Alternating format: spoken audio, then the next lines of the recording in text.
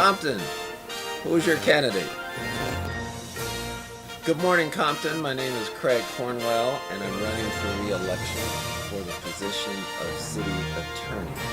Please vote for me for integrity, proven track record, and experience. Have a great day.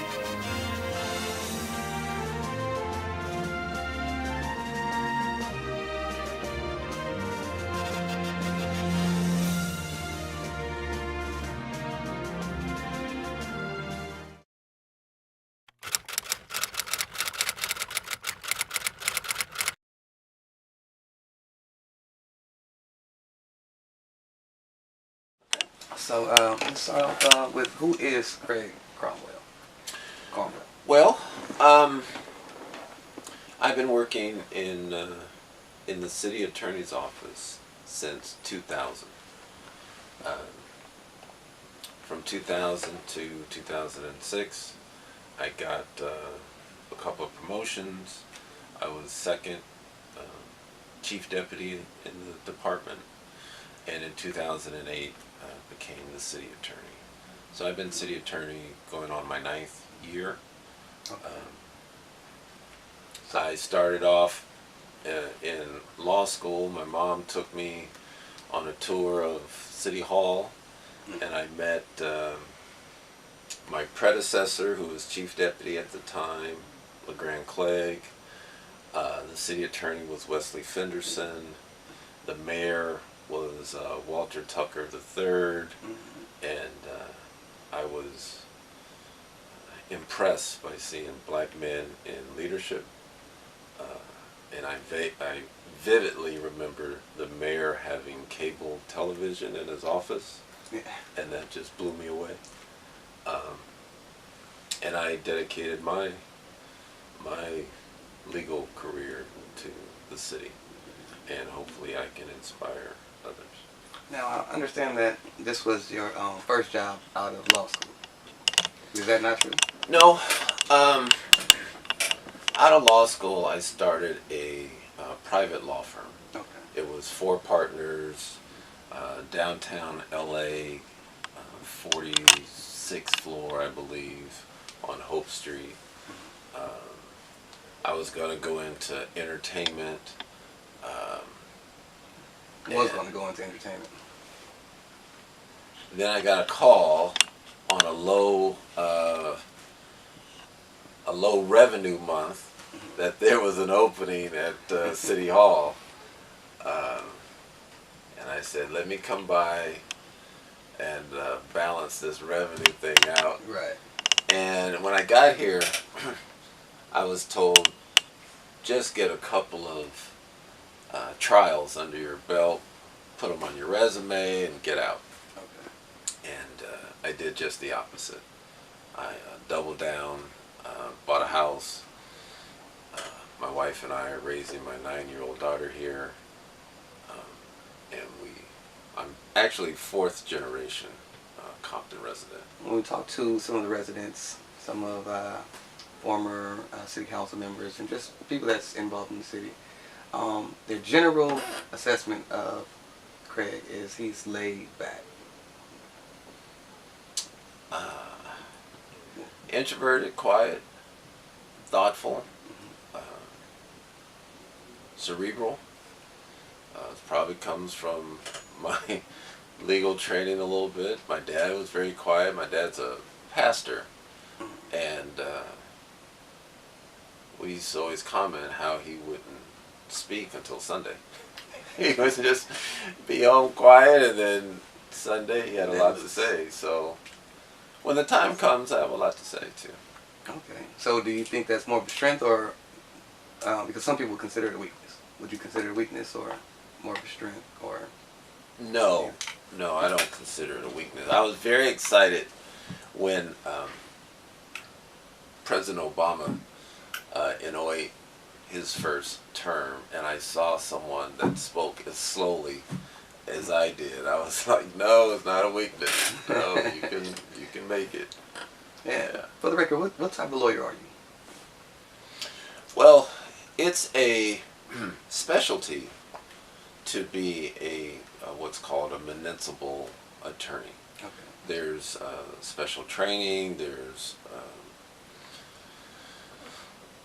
a group called the League of California Cities, and they have a division of just city attorneys and the issues and the legal issues that confront cities. So just like you have a divorce lawyer or someone that writes wills and trusts or a criminal lawyer, you have a municipal lawyer, and we all don't know the specifics in each other's field. It's a specialty. What's interesting about being a municipal lawyer is that the issues are so broad. It's probably the broadest area that you can practice in. You said 9 years now you've been the city attorney, and that's 2 elections, or that's 3? I've had 2 elections. 2 terms, yes. Okay. This is the first time you've actually been challenged for your seat, right? Yes. Okay. Yes. So Marcus Musante is he's going for your seat. What is the difference between Craig and Musante? Well, one, I don't know him that well. I Okay. think he came to the city a year or 2 ago. Right. But I would say the experience. I've been in the department 18 years. So the technical expertise, I think, would fall heavily towards me. I also have the temperament. You've seen, you've been in a few of our council meetings. Yeah. It can be a difficult environment to excel. And you have to have a way of getting up early Wednesday morning, whether you have a good meeting or a bad one or a caustic one or an adversarial one. You get up the next morning and you work for the residents. So, and I've done that, after multiple years. So how is your Wednesdays? You know, I mean, after the meetings, I'm sure you guys go long nights on some Tuesdays. Sometimes I wake up with a headache. Yeah. And the city has a lot of needs, and you really want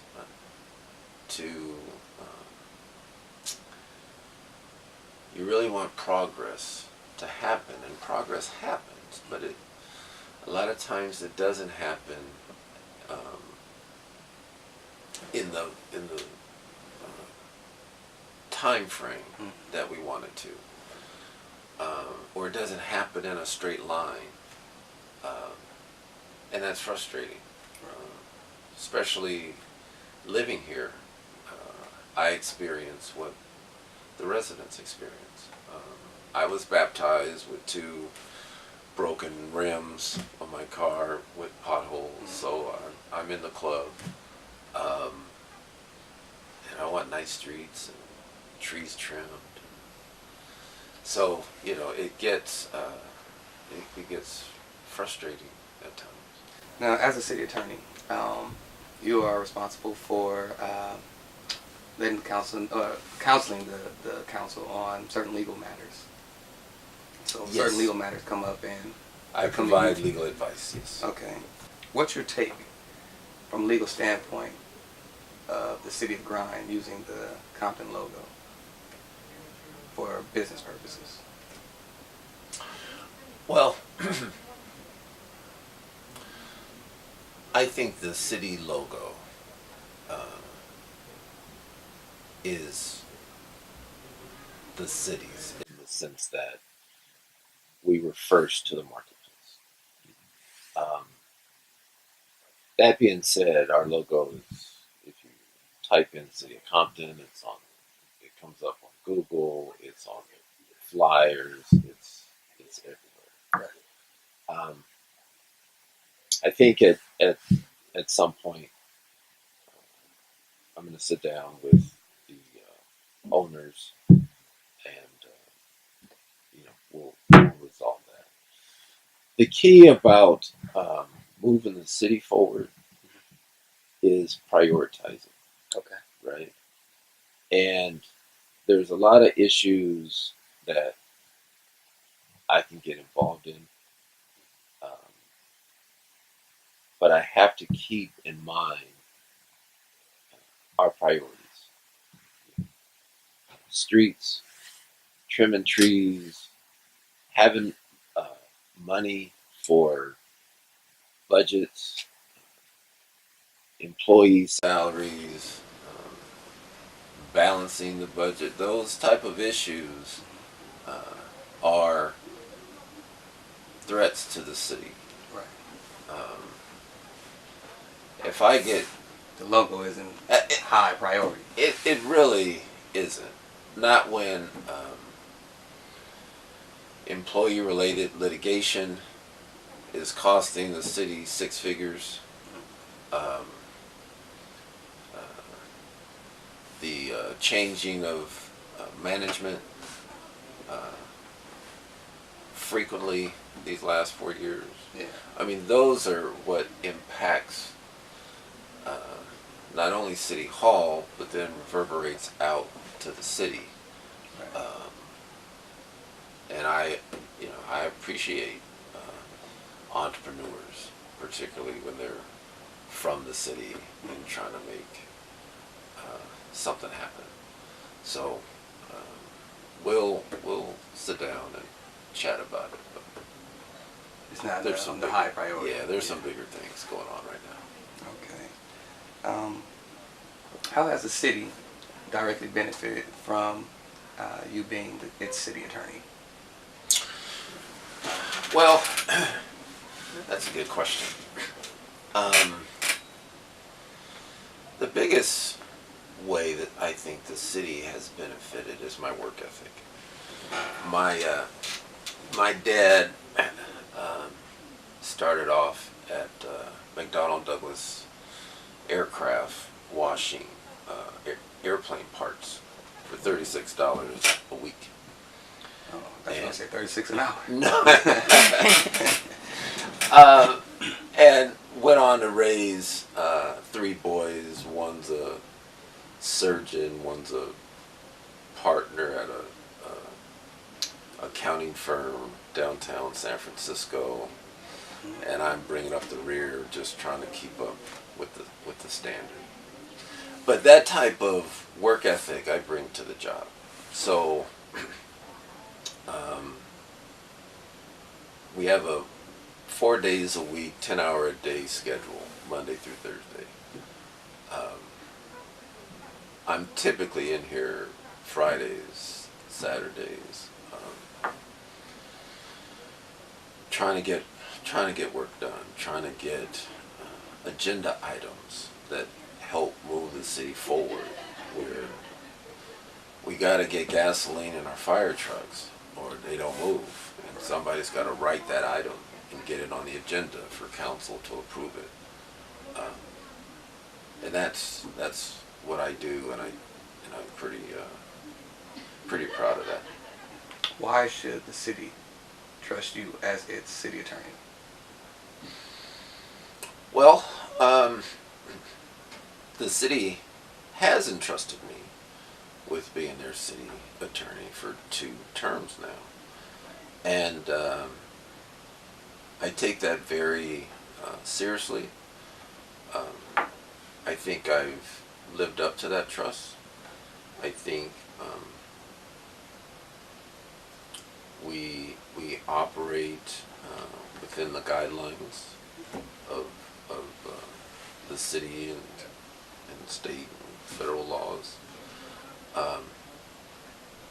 But that's not to say anyone is perfect. I'm marching towards the mark of the high calling. But ultimately, I'm from the city. I share the issues of the residents, and I think I make a pretty good city attorney. And lastly, these city council meetings. We briefly talked about them, and they are not as professional as some people would like to see. And I hear people complaining on it from the resident side and then also on the council side. What is it that we can do as a group, a team, a city to have more productive and organized city council meetings? Well, the first thing that I do is control my own behavior. And I think not only my look, but my conduct is always professional. So, you know, it starts with you. Right. So, check. Next, I advise, as recent as last week, I gave a oral presentation on decorum and the ways to have more efficient meetings. Next, the residents have a lot of power, and your when you speak up and you are seen, you can control behavior. I like, because all the elected officials are voted by the people, right? So these are your representatives, and I want them to be the best they can be. And sometimes they have great nights, sometimes they have off nights. And I let the residents sort of control that. Sort of like a referee that calls it fairly on both sides, you know, and let you judge. And at this point, with an election April 18th, the residents are have the leverage now, right? Okay. And your elected officials are listening. Right. So it's important what you say, and it's important what the residents dictate that the priorities are. Okay. Now this year there's over, is it 20 people running for office right now? I don't know. About roughly 22 people running for office. Do you think that the reason why so many people are running for office is because they look at some of the city council members and figure anyone can do this job, or they think that I can do it better? I don't know. I don't know what makes candidates want to run for office. I'm sure the reasons differ for each individual. I'm excited for civic involvement. I think that helps a city. But why an individual is running, I'm not aware. Again, I appreciate you taking the time. I think you got a lot of questions answered, man. Can I have one Absolutely. one more statement? Sure. One of the my involvement with the community, there's one thing in particular that I'm really excited about and want to share. I'm you've heard of Tai Chi? Tai Chi. The Self-defense. martial arts, self-defense with slow movements. I started a Tai Chi class for seniors 4 years ago. Here? Here. And it's at Dollar High. Okay. And it's every week. Nice. And I never thought, when I started Tai Chi in 1999. I'm sorry, what day is that at Dollar High? Friday at 8:30. Okay, Friday at 8:30. And I was only interested in um, the martial aspects, and I never thought a seniors class would be of interest. And I love it. And some seniors bring their grandkids. So it's not just sometimes I'm teaching young folks. I've taught uh, disabled folks suffering from multiple sclerosis. I had a student that was legally blind. Um, and we just have a fantastic time. And I never thought it would be over 4 years weekly. Yeah. That I'd go there Friday morning, then to the office. What made you want to do that? Well, at the last election, 2013, uh, I had a conversation with my campaign manager, and I was telling her, I want to do Tai Chi. I'm good at it. I'd like to teach it. And she said, don't play with the seniors. If you're not gonna really do it, don't have to do it. And I said, well, let's just see. And it's a weird interaction because they can teach you so much. When you think you're teaching them, they're teaching you. So it's a lot of fun. How many students would you say you guys have? Oh, I've probably had over 100 people have come to the class, easy. But each particular class can be from one person to 20. Yeah, okay. And whether it's a nice day, Right. or whether, at times there's a break for, like over Christmas or the holidays or something, Yeah. and folks don't come back right away. But it's been a really, really good experience. Nice, man. That's a pretty noble thing right there. All right, cool, man. Well, again, I appreciate it. Thank you for Taking what the you're time, doing. man. It's been a pleasure. All right.